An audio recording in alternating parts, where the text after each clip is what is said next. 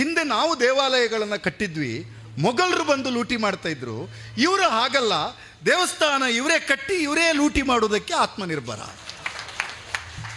ದೇವರನ್ನ ತಂದು ದಾರಿಯಲ್ಲಿ ನಿಲ್ಲಿಸಬಾರದು ಎನ್ನುವುದು ಕಾಂಗ್ರೆಸ್ಸಿನ ಸಂಕಲ್ಪವಾಗಿತ್ತು, ಕಾಂಗ್ರೆಸ್ಸಿನ ಸಂಕಲ್ಪವಾಗಿತ್ತು. ಅವರು ಮೊನ್ನೆ ಮಾತಾಡ್ತಾ ಇದ್ದಿದ್ದು ಎಲ್ಲೋ ನನಗೆ ಟ್ರೋಲ್ ಆಯಿತು. ಈ ರಾಮ ಮಂದಿರದ ವಿಚಾರದಲ್ಲಿ ನೀವು ಹೇಳಿದ್ದೀರಿ ಭಾರಿ ಚಂದ, ನಾವು ಕಳಿಸಿಕೊಟ್ಟಿದ್ದು ಇಟ್ಟಿಗೆ, ಅವರು ಕಟ್ಟಿದ್ದು ಕಲ್ಲಿನಲ್ಲಿ, ಇಟ್ಟಿಗೆ ಎಲ್ಲ ಹಾಕಿದ್ರು ಅಂತ. ನಿಮ್ಮ ಪ್ರಶ್ನೆ ಸರಿ ಇದೆ. ನನ್ನ ಪ್ರಶ್ನೆ ಅದಕ್ಕಿಂತ ಮುಂದಿದೆ. ಅದೇನು ನನ್ನ ಪ್ರಶ್ನೆ ಅಂತಂದರೆ, ಆತ್ಮನಿರ್ಭರ ಭಾರತ, ಆತ್ಮನಿರ್ಭರ ಭಾರತ ಅಂತ ಇವರ ಇಡೀ ಸ್ಕೀಮ್ಗಳನ್ನು ಉಚ್ಚಾರ ಮಾಡಲಿಕ್ಕೆ ನಾವು ಕಷ್ಟಪಡಬೇಕು. ನಾವು ಕಾಂಗ್ರೆಸ್ಸಿನ ಕಾಲದಲ್ಲಿ ಶ್ರೀಸಾಮಾನ್ಯರಿಗೆ ಗೊತ್ತಾಗುವ ರೀತಿಯ ಯೋಜನೆಗಳು ನಮ್ಮದು, ನರೇಗಾ ಸುಲಭ ಹೇಳಲಿಕ್ಕೆ. ಇವ್ರದ್ದು ಆತ್ಮನಿರ್ಭರ, ಎಷ್ಟು ಒದ್ದಾಡಬೇಕು ನಾವು ಮಾತಾಡಬೇಕಾದ್ರೆ. ಅದಕ್ಕೆ ನಮ್ಮ ಮನೆಯ ಪಕ್ಕದವರೊಬ್ಬರು ಹೇಳಿದರು, ಆತ್ಮನಿರ್ಭರ ಅಂದರೆ ಸುಧೀರ್ ಅವರೇ ವೆರಿ ಸಿಂಪಲ್ ಅಂತ. ಏನು ಇವರ ಕಾಲದಲ್ಲಿ ಆತ್ಮನಿರ್ಭರ ಏನಂದರೆ, ಹಿಂದೆ ನಾವು ದೇವಾಲಯಗಳನ್ನು ಕಟ್ಟಿದ್ವಿ, ಮೊಘಲರು ಬಂದು ಲೂಟಿ ಮಾಡ್ತಾ ಇದ್ರು. ಇವರು ಹಾಗಲ್ಲ, ದೇವಸ್ಥಾನ ಇವರೇ ಕಟ್ಟಿ ಇವರೇ ಲೂಟಿ ಮಾಡುವುದಕ್ಕೆ ಆತ್ಮನಿರ್ಭರ. ಇನ್ನೇನು ಹೇಳಬೇಕು ನಾವು? ಅದರ ಮಧ್ಯೆ ಆ ಪ್ರಹ್ಲಾದ್ ಜೋಶಿ ಮತ್ತು ಸಿ ಟಿ ರವಿ ಇಬ್ಬರು ಕೇಳಿದ್ದಾರೆ, ನೀವು ಪ್ರಶ್ನೆ ಮಾಡಲಿಕ್ಕೆ ಯಾರು ಅಂತ. ನಾವು ಯಾರು ಅಂದರೆ, ನಾವು ಶ್ರೀರಾಮ ಜಯ ರಾಮ ಜಯ ಜಯ ರಾಮ ಅಂತ ಹೇಳ್ತಾ ತುಳಸಿದಾಸರ ರಾಮಕೀರ್ತನೆಯನ್ನು ಸ್ವತಂತ್ರ ಹೋರಾಟದ ಸಂದರ್ಭದಲ್ಲಿ ಭಾವೈಕ್ಯತೆಗಾಗಿ ಅದನ್ನು ವಿಸ್ತರಿಸಿ, ರಘುಪತಿ ರಾಘವ ರಾಜಾರಾಮ್ ಪತೀತ ಪಾವನ ಸೀತಾರಾಮ್ ಈಶ್ವರ ಅಲ್ಲ ತೇರೋ ನಾಮ್ ಅಂತ ಹೇಳ್ತಾ ರಾಮ ಭಜನೆಯನ್ನು ಮಾಡ್ತಲೇ ರಾಮನ ಹೆಸರನ್ನು ಹೇಳಿ ಪ್ರಾಣವನ್ನು ಬಿಟ್ಟಂತಹ ಗಾಂಧಿಯ ಸಂತತಿ ನಾವು. ಕಾಂಗ್ರೆಸ್ಸಿನವರು ಯಾವಾಗಲೂ ಸಹಿತ ರಾಮ ಮಂದಿರ ವಿವಾದ ಬಂದಾಗ ಈ ಪುಣ್ಯಾತ್ಮರಿಗೆ ಹೇಳಿದ್ದಂದರೆ, ಸ್ವಲ್ಪ ಸಮಾಧಾನ, ಪ್ರಭಾಕರಾಚಾರ್ಯರು ವಿಡಿಯೋ ಮಾಡ್ತಿದ್ದೀರಿ ನೀವು, ಸ್ವಲ್ಪ ಸಮಾಧಾನ, ನ್ಯಾಯಾಲಯದಲ್ಲಿ ಪ್ರಕರಣ ಇದೆ, ನ್ಯಾಯಾಲಯದಲ್ಲಿ ತೀರ್ಪು ಬಂದ ಮೇಲೆ ಆ ತೀರ್ಪಿನಂತೆ ನಡೆದುಕೊಳ್ಳೋಣ ಅಂತ ಇವರು ಹೊರಟರು ನೋಡಿ.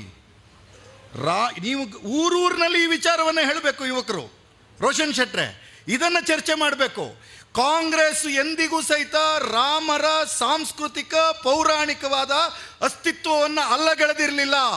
ವಿವಾದ ಇದ್ದದ್ದು 1885 ಇಸ್ವಿಯಲ್ಲಿ ಬ್ರಿಟಿಷ್ ಕಾಲದಲ್ಲಿ ಮೊದಲ ಪ್ರಕರಣ ದಾಖಲಾಗಿದ್ದು. RSS ಹುಟ್ಟಿದ್ದು 1925ರಲ್ಲಿ. BJPಯ ಪೂರ್ವ ಮನೆಯಾಗಿರ್ತಕ್ಕಂಥ ಜನಸಂಘ ಹುಟ್ಟಿದ್ದು 1950ರಲ್ಲಿ. BJP ಪ್ರಾರಂಭ ಆಗಿದ್ದು 1980ರಲ್ಲಿ.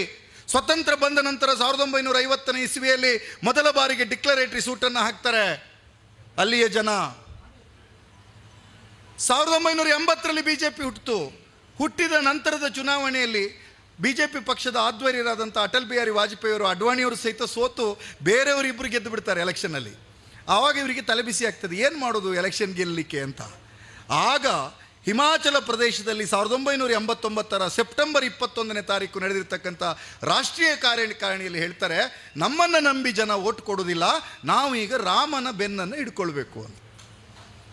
ಆ ಕಾರಣಕ್ಕಾಗಿ ಶ್ರೀ LK ಅಡ್ವಾಣಿ ಅವರು, ನಾನು ಯಾವಾಗಲೂ ಅದನ್ನು ಮಂಜುನಾಥ್ ಅವರು ಹೇಳ್ತಾ ಇರೋದೇನೆ, ಅದು ಕನ್ನಡದಲ್ಲಿ ಹಾಗೆ ಚೆನ್ನಾಗಿದೆ ನೋಡಿ, ಅಡ್ವಾಣಿ ಅಂತ ಬರೀಲಿಕ್ಕೆ ಆಗೋದಿಲ್ಲ, ಕರೆಕ್ಟ್ ಅಲ್ಲ, ಅಡ್ಡವಾಣಿ ಅಂತ.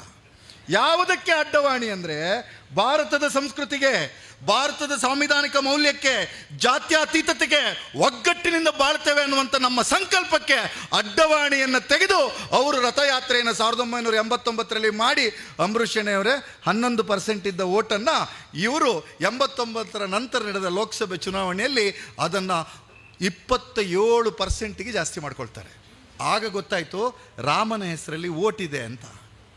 ಆದರೆ ಕಾಂಗ್ರೆಸ್ ನಂಬಿದ್ದೇನು ಅಂದರೆ, ರಾಮನ ಹೆಸರಿನ ಭಕ್ತಿ ಮನೆಯಲ್ಲಿರಬೇಕು, ದೇವರನ್ನು ತಂದು ದಾರಿಯಲ್ಲಿ ನಿಲ್ಲಿಸಬಾರದು ಎನ್ನುವುದು ಕಾಂಗ್ರೆಸ್ಸಿನ ಸಂಕಲ್ಪವಾಗಿತ್ತು, ಕಾಂಗ್ರೆಸ್ಸಿನ ಸಂಕಲ್ಪವಾಗಿತ್ತು. ಈಗ ಸಿ ಟಿ ರವಿ ಹೇಳೋದು, ಪ್ರಹ್ಲಾದ್ ಜೋಶಿ ಹೇಳೋದು, ಆ ರಶೀದಿ ಬುಕ್ ಏನಾದರೂ ಮಾಡಿ ತೆಗಿಬೇಕು ಕೀರ್ತಿ ಶೆಟ್ರೆ ನಾವೀಗ. ಈ ರಶೀದಿ ಬುಕ್ನಲ್ಲಿ ಸಿ ಟಿ ರವಿ ದುಡ್ಡು ಕೊಟ್ಟಿದ್ದಾನ ಎಲ್ಲ ನೋಡ್ಬೇಕು ನಾವು, ಅಥವಾ ರಶೀದಿ ಹಾಕಿ ಇವರೇ ಇಟ್ಟುಕೊಂಡಿದ್ದೀರಾ ನೋಡಬೇಕು. ಈ ಗಿರಾಕಿಗಳೆಲ್ಲ ಕೇಳ್ತಾ ಇದ್ದಾರೆ. ಮೊನ್ನೆ ಹೇಳಿದ್ದಾರೆ, ಜಯಪ್ರಕಾಶ್ ಹೆಗಡೆ ಅವರು ಸೂಕ್ಷ್ಮವಾಗಿ ಅದನ್ನು ಸ್ಪರ್ಶ ಮಾಡಿ ಹೇಳಿದರು.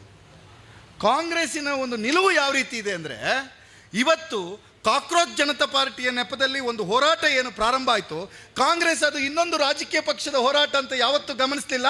ನಮ್ಮ ನಾಯಕರಾದಂಥ ರಾಹುಲ್ ಗಾಂಧಿ ಅವರು, ಮಲ್ಲಿಕಾರ್ಜುನ ಖರ್ಗೆ ಅವರು, ನಮ್ಮ ಮುಖ್ಯಮಂತ್ರಿಗಳಾದಂಥ ಡಿ ಕೆ ಶಿವಕುಮಾರ್ ಮತ್ತು ಸಿದ್ದರಾಮಯ್ಯನವರು ಸಹಿತ ಪ್ರತಿ ನಾಯಕತ್ವ ಆ ಕಾಕ್ರೋಚ್ ಜನತಾ ಪಾರ್ಟಿಯ ಹೋರಾಟದ ಜೊತೆಗೆ ಧ್ವನಿಯನ್ನು ಕೂಡಿಸಿದ್ವಿ. ಒಂದೇ ಒಂದು ಭಿನ್ನಮತವನ್ನು ನಾವು ವ್ಯಕ್ತಪಡಿಸಲಿಲ್ಲ.